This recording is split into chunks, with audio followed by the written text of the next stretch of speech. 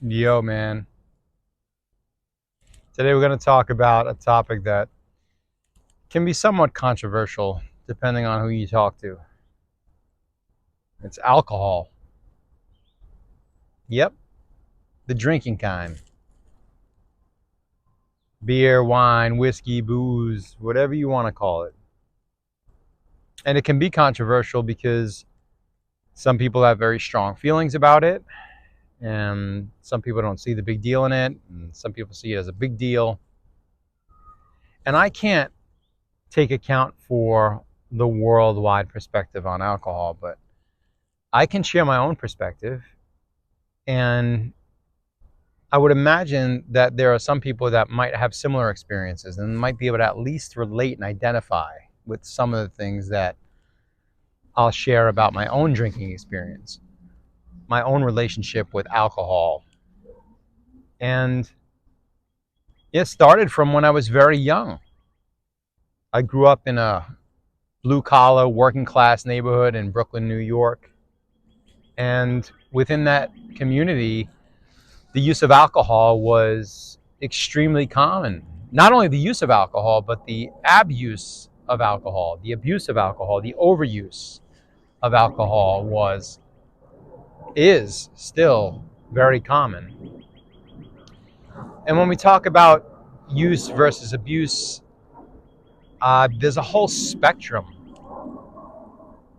of different types of usage that some would consider normal and some would consider problematic. And I never saw my drinking as problematic until I kind of stepped out of the paradigm, until I stepped out of the environment where it was so pervasive. Growing up in a hard drinking working class neighborhood, most people, most adults used alcohol regularly. Most adolescents were using alcohol regularly.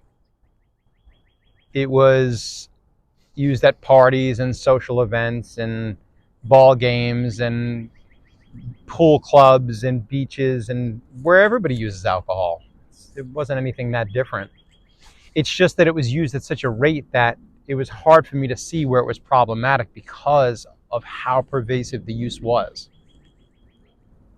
And then growing up in using alcohol as an adolescent, as a teenager, being able to come to this very park that I'm in now and being able to buy alcohol at a young age or have someone buy it for us, being able to drink on Fridays and Saturdays here in the park or down at the beach in Coney Island,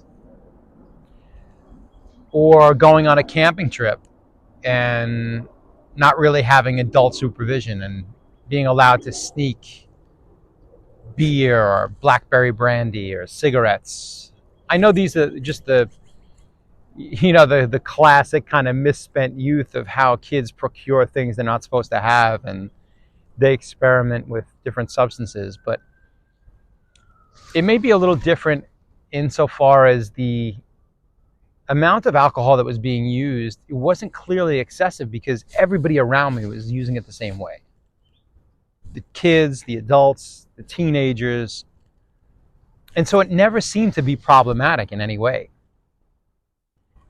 To go into high school and meet kids from other neighborhoods who drank just as much, to go into a upstate college and see the frat parties at 17, 18 years old and having easy access to alcohol and drugs, to even later on becoming a firefighter here in Brooklyn, New York.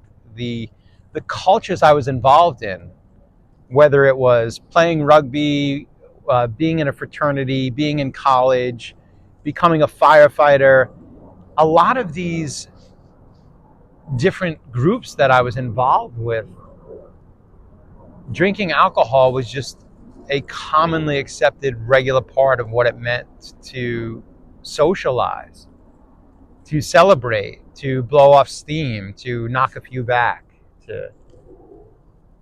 to relax before a work week or after a work day. It just seemed to be pretty normalized. And as I got older and I started traveling and expanding my social horizons and hanging out with different people, I would hang out with people in which it was kind of clear to me that they did not use alcohol at the same level or to the same extent. And it made me start to wonder if the way that I was conditioned to use alcohol was completely normalized, almost like the fish asking the other fish, like, where's the water? Have you seen it? And it's like, what do you mean? Like, where's the problem? It wasn't clear to me that there was an issue because everybody around me was using it at the same rate. But when you step outside of that norm and you see people that have a couple or have a cocktail before dinner and maybe one after, and after a couple, I was just warming up. It became clear to me that not everybody used alcohol at the same rate. And I also was a bartender, so I would serve people alcohol while I maintained being sober. And I could clearly see the effect that alcohol would have on people over the course of time. I would see people come in after a day at work in their suit, and some people leave several hours later sloshed, slurring their words, inebriated, dropping stuff, disheveled. And I would see the transition. I could see how it could unravel somebody mentally, emotionally, physically. And there's a lot of truth to the saying that not every time that I was drinking did something bad happen, but every time something bad happened, there was drinking involved. When there was physical fights, assault, violence, when people got into accidents, when people got into trouble, when I got arrested as a teenager in college, when I had my face cut open with a razor blade,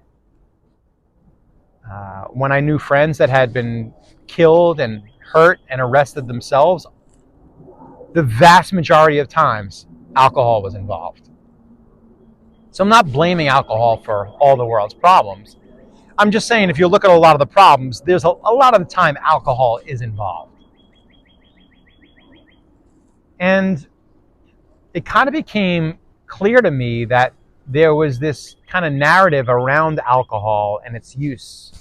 And that narrative was something along the lines of like, you kind of need it to unwind, to decompress, to relax, to be more social, to take the edge off, to talk to girls, to have those beer muscles, to be brave. And retrospectively, I look back on that and realized that it was really just a lie sold to us by society and the people that sell booze to convince us that we needed this magic elixir to feel whole, to feel relaxed, to celebrate vacation or a wedding, or to dance at a party, or sing karaoke, or be with a girl, or do anything that involved confronting a fear. This idea of alcohol taking the edge off or giving us the strength that we needed to face uncomfortable realities is just patently false. It's just not true. And the more that I started to see how pervasive this lie was, the more I started to see that we were really being tricked. We were being tricked at a mass level to consume copious amounts of poison by being convinced that we needed it. Like, what could sunset on the beach be without booze? What could vacation be without that, bottle and the lime, sitting in the chair, the relaxing moment where we can take the edge off? And just the idea that you would need some sort of liquid to pour down your throat to enjoy relaxing, time off work, occasions with people you love, the need for it to give you the strength or courage or bravery to do things that you wouldn't normally do. It's just not true. And yet we've been conditioned from such a young age to accept this as fact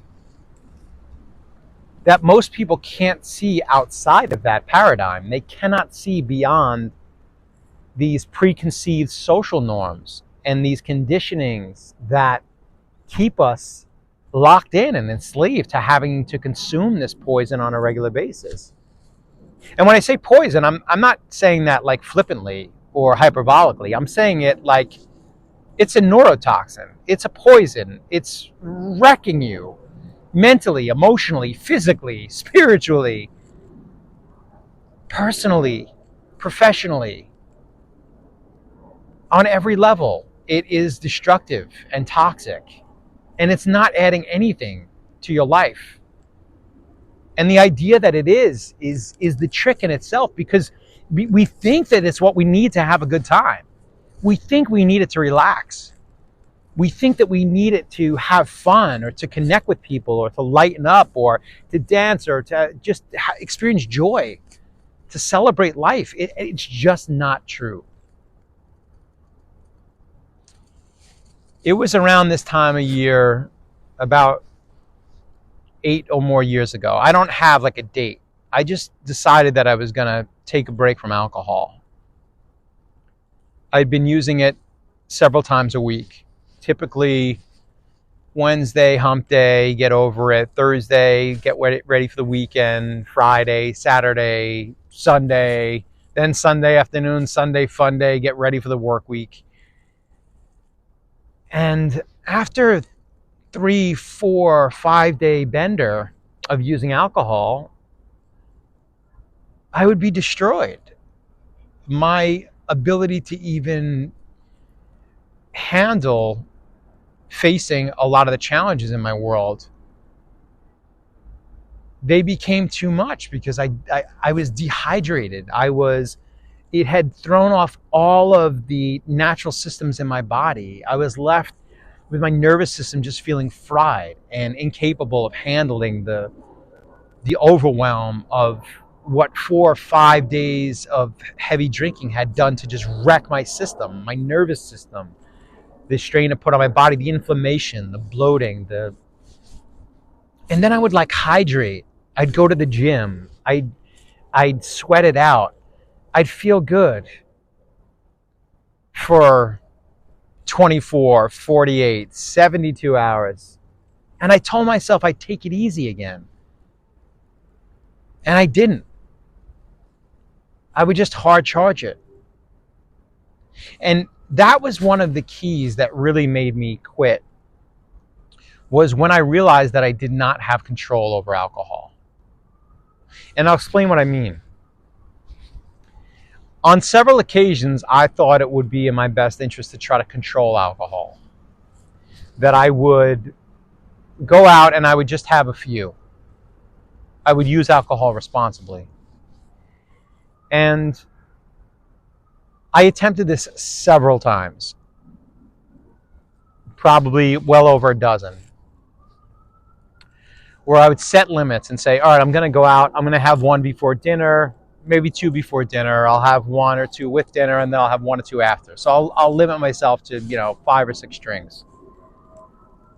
And every time I did that, I failed. Every single time I attempted to control my drinking, I failed. Because right now, as I sit here and I speak these words to you, I am the man that I am. But if I am given a drink, if I consume alcohol, if I have 2 or 3 alcoholic beverages, my brain chemistry is fundamentally changed. And the person that is sitting here right now that says, I do not want to have more than 3 or 4, that person is gone, because the new person with his brain chemistry that is now altered from having a few drinks says simply, what's the problem? Just have another one. If 2 made you feel good, 4 will make you feel twice as good, and 8 will make you feel great. Maybe go for a dozen. There was no limit. The ability to stop myself from continuing to consume alcohol was fundamentally gone and removed when I had a couple or a few. And so I've taken sips of alcohol in the last 8 years here and there, but never enough to feel the effect. And the reason I don't do it is because I simply look at my life before, when I was using alcohol regularly, and the way that my life is now, since I have not used it regularly in the past 8 years. And I can, with full conviction and confidence, say that my life is exponentially better in multiple ways from quitting drinking alcohol. Multiple ways. Physically, emotionally, mentally, spiritually, psychologically, personally, intimately, relationally, professionally, on every level. I know myself to be a better human being, and other people see it as well. And what really made me make the switch was when I was bringing my son to an early baseball game that I had forgotten about. And I was out the night before. And I was really groggy on this Sunday morning. And I remember just thinking that my son deserved to have me at my best version. He deserved to have me be the type of dad that could be the best person that I could be for him. That he deserved to have that. And it was clear that I wasn't my best version. And I'm not telling you that you should drink, that you shouldn't drink, that you should quit, you should take a break, you should cut down. But I would caution you to see the truth, that alcohol simply is a poison. All the empirical data is clear. It's been proven. The jury has arrived at a conclusion. Alcohol, even in the small amounts, is not good for you. Even the compounds, the antioxidants supposedly in a glass of red wine, it's been proven to be far more damaging than it is helpful. So if you want to convince yourself that alcohol is good for you, you can keep burying your head in the sand and pretending that it's good for you. It's fine. You're an adult. You don't need me to tell you what to do or what not to do. But just at least admit that you're kidding yourself on some level into thinking that it's a good idea or it's healthy for you or it's beneficial for you in some way. Just at least admit that you're lying to yourself on some level, because it's not. It's not healthy for you. It's not good for you. I don't know what your why needs to be, but if you're watching this video and you've made it in this far, you're obviously curious enough about possibly abstaining or quitting or experimenting to see what it's like to experience what life would be like to be free of alcohol, which is amazing. It's amazing because I never have to worry. When I go out, I don't have to worry about a designated driver. I don't have to worry about doing or saying something stupid. I don't have to worry about waking up the next morning and regretting something that I did, or making a fatal mistake, or where I parked my car, or what I might have done. I don't suffer with that torture of emotional turmoil, of wondering what kind of trouble I could potentially get myself into the next time I drink too much and lose control of my faculties, because I was unable to control the amount that I drank. And if you can control the amount that you drink, good for you. More power to you, bro. I applaud you. Maybe it's part of my genetics. You know, it was St. Paddy's Day yesterday, and I'm from an Irish working class neighborhood, and a lot of people still drink, and it's part of my culture. But it's not a joke about leprechauns and green beer and about losing control. The people that came from Ireland who were starving to death, who were ashamed, and they were guilt-ridden from not being able to provide sustenance for them and their families, they developed alcoholism as a coping mechanism for trying to deal with the adversity of their families starving to death. Literally starving to death. And so alcoholism was used to numb and distract ourselves from feeling the pain. And I had an uncle, my mother's brother, who was such a severe alcoholic that when he was in his 30s, his belly looked like he was pregnant with twins.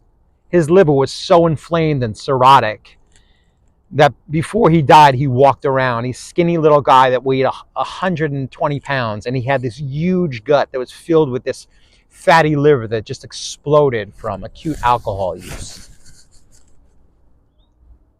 It's real. I've seen people drink themselves to death. It is not pretty. I've seen friends of mine who struggle with it. I have people that I love in my life right now, friends, relatives, people that I love dearly that struggle with alcohol use every day. And it's no joke.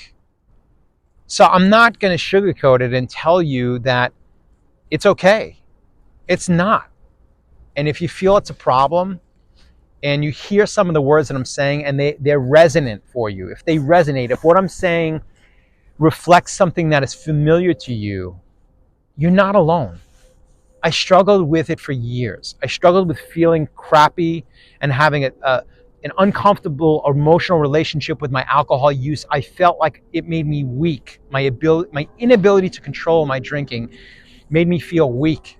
It made me fearful about what was happening with my future, my health, what it could potentially do to my body, and how it could possibly ruin my life from the knowing the bad things that had already happened to me as a result of my drinking.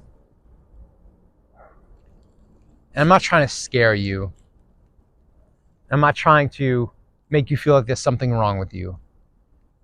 But if you do hear yourself in any of these words, if any of the things I'm saying, if they resonate in a way where you identify with what I'm communicating, just know that on the other side,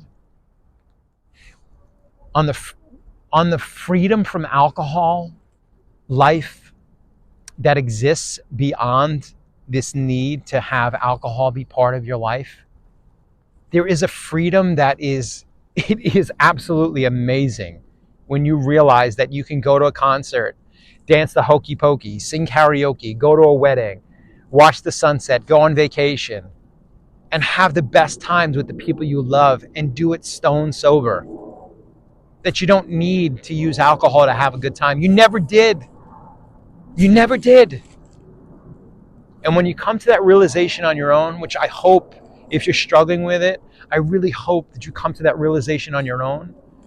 When you experience the freedom of what it means to enjoy life without having to pour poison down your throat and pay good money to do it, when you reclaim your health and you're not bloated and hungover, when your nervous system isn't fried after a bender and you're able to face life's challenges with strength and composure and confidence,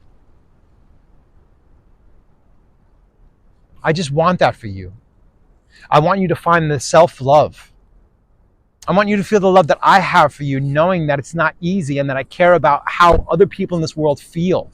And that when other people struggle, that we all struggle in some way. And know that you really don't need to struggle. That you don't need it to be a part of your life. It doesn't need to be something that you use on a regular basis. It doesn't need to rob you of your vitality, of your health, of your strength. That you no longer need to pour poison down your throat. When you come to that realization, you feel that freedom and that power. When you take your power back from alcohol and you experience the joy and celebration of life without having to just poison yourself on a regular basis, when you feel that freedom, it's going to taste better and feel better than any time you've ever gotten drunk. I promise you. I promise you that. And I wish and I hope and I pray that you can experience your own personal power of being free from something that you might be struggling with for years.